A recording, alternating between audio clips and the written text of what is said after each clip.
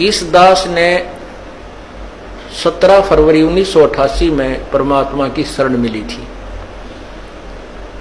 और उस दिन के बाद 6 वर्ष 1994 तक दास ने जेई के पद पर सर्विस की। काम करते, अपनी ड्यूटी करते करते भी हम भक्ति करते हैं। हमारा रूल यही है, काम भी करो, भगवान ना भूलो, बुराई छोड़ दो। लेकिन 1994 में परमात्मा ने आदेश दे दिए गुरु महाराज ने कि तू इस काम ने संभाल।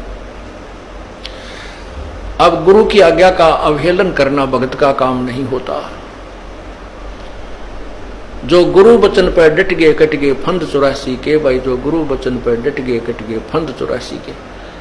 और उन्होंने अचानक मुझे बुलाकर पास बैठा लिया, कहने लगे आज से तू नाम दिया करेगा और जितने भी वर्तमान संगत थी सबको कह दिया और सबको बता देना कि जो इसको गुरु नहीं मानेगा वो मेरा कुछ नहीं होगा।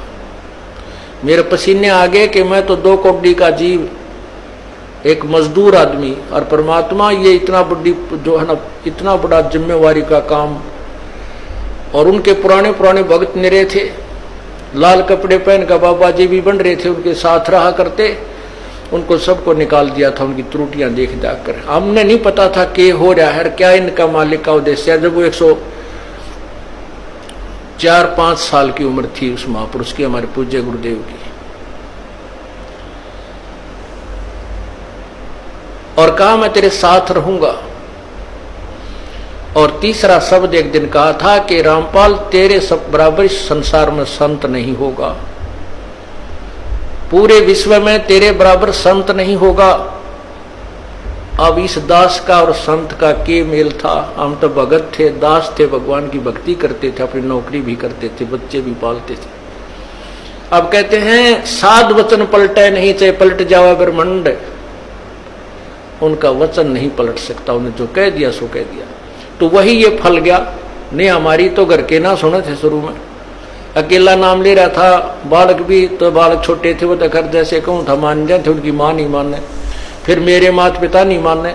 अगले भाई पुरानी लाग कुकर छोड़ना, बड़े साके में पा आया। फिर परमात्मा से अर्ज करी, धीरे धीरे वो समझन लागे।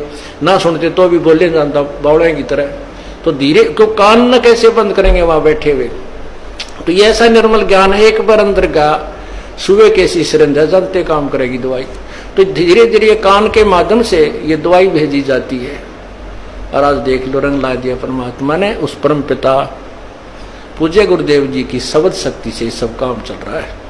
और कबीर परमेश्वर हमारे सिर पर रहते।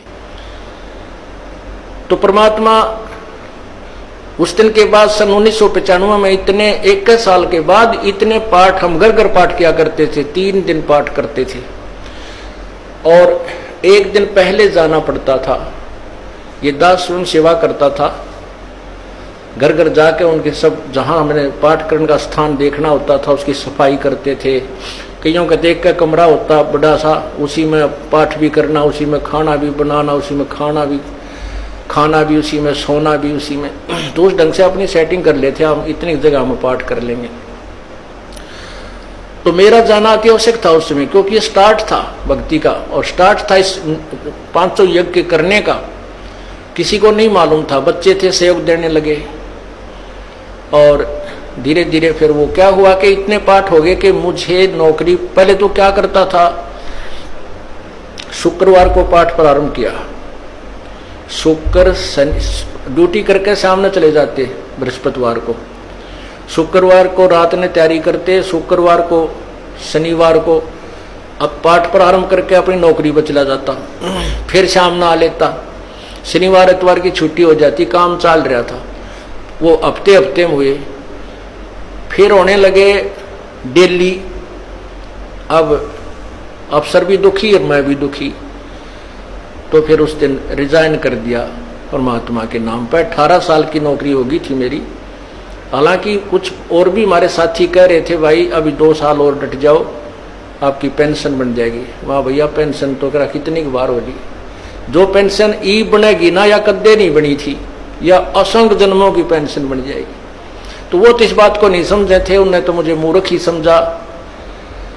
और दास की सौभाग्य था कि मुझे नौकरी या मजदूरी मिल गई भगवान की। और उसकी पुण्यात्माओं को दलदल से निकालने की।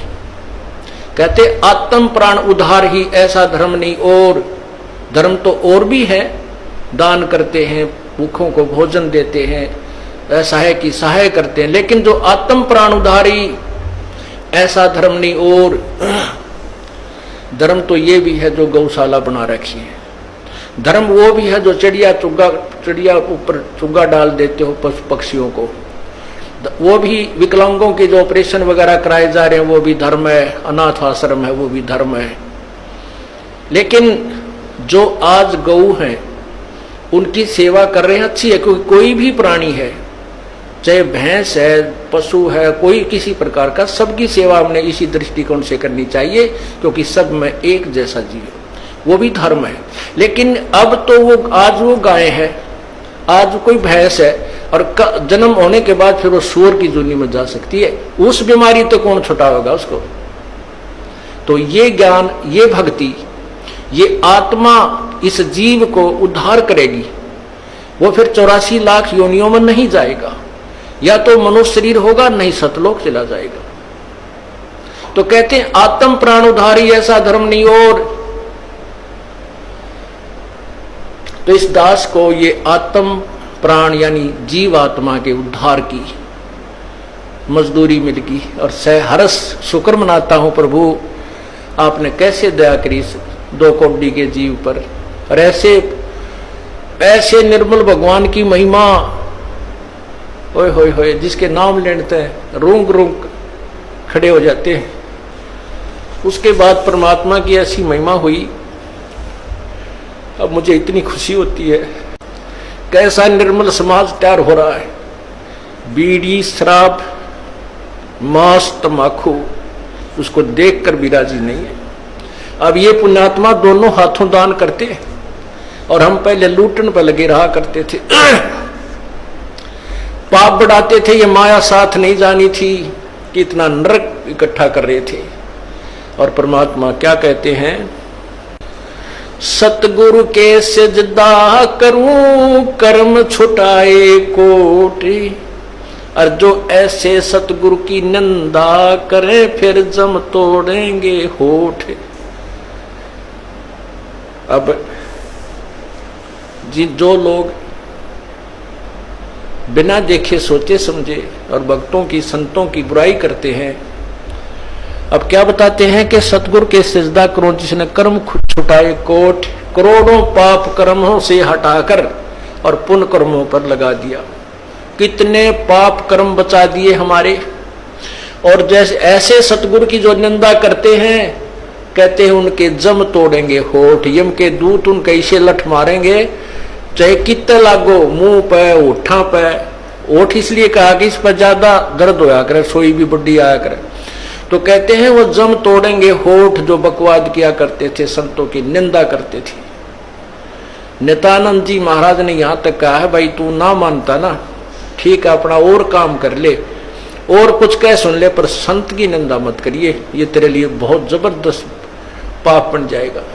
लेकिन जो इस मार्ग से परिचित नहीं है, वो नादान बच्चे आग में हाथ दे देते, बिजली के तार को छू लेते, और ज्ञान होता सत्संग से, और सत्संग में ये काल नहीं आने देता।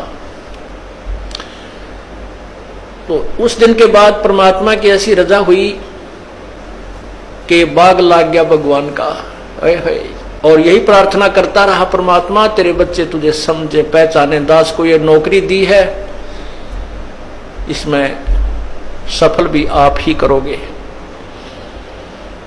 इन लोगों ने तो आपको भी नहीं बख्शा था, जब जिस समय आप यहां आए थे काशी में 120 वर्ष रहकर गए, सारा जीवन आपके पीछे पड़े रहे। उन दुष्ट आत्मा स्वार्थियों ने अपने स्वार्थ के लिए जनता को सत्य ज्ञान नहीं समझने दिया, और परमात्मा को बहुत यातनाएं दी गई। अब उनकी जो यातनाओं, उनके साथ जो हुए संघर्ष को देखकर इस दास का दिल डटा हुआ है कि हमारे साथ तो अभी कुछ भी ना हुआ है। जो उस परमात्मा के साथ कितना तेल के कढ़ाई में डाल दिए, कितना काट काट के घेर दिए, कितना कुएं में डाल के ऊपर तो डले ठोक दिए, और फिर भी डोके न पाए। वो तो समर्थ थे, और जनता कुछ नहीं बिगाड़ सकी और ना ही उनको समझ सकी। समझना चाहिए था, कुछ लोग समझे भी थे, लेकिन बाद में फिर वो ठीक ढंग से ना लगे तो भगवान ने उनको स्वयं ही रिजेक्ट कर दिया था। परमात्मा क्या बताया करते थे, कैसा एथेंटिक उदाहरण दिया करते थे। अपने आत्माओं क्या बताते हैं, भाई सिर साटे की भक्ति है और कछु नहीं बात, सिर के साटे पाई यो अवगत अलख अनाथ। अब शीश कैसे देना है, शीश ये नहीं भाई काट के सिर चढ़ा दे भगवान के चरणों में, ऐसे नहीं। जैसे आपको परसों के सत्संग में सुना था कि गुरुदेव को समर्पण कर दिया जाए। समर्पण का अर्थ यह है कि जो आज्ञा दे वही की जाए, चाहे वो बुरा लग रहा है चाहे अच्छा लग रहा है, उसमें हमारा हित है, अति हित होता है। और संत क्या कहते हैं, भाई बीड़ी शराब मांस तम्बाकू ये मत पीना। संत कहते हैं चोरी जारी नहीं करना, डाके ना डालना, किसी की जेब ना काटना, ये महापाप है तेरे लिए। अपना करके खाना बेटा, भगवान भजना, इससे तेरा कल्याण होगा। और हम यही वचन नहीं मानेंगे तो फिर यहाँ स्कूल में आने की आवश्यकता क्या है, इस विद्यालय में सत्संग में आने की आवश्यकता क्या है। हम गलतियां भी गलती पे गलती करते रहे और फिर सत्संग में भी आ रहे हैं तो वो फेल हो जाएंगे विद्यार्थी, वो पास नहीं हो पाएंगे।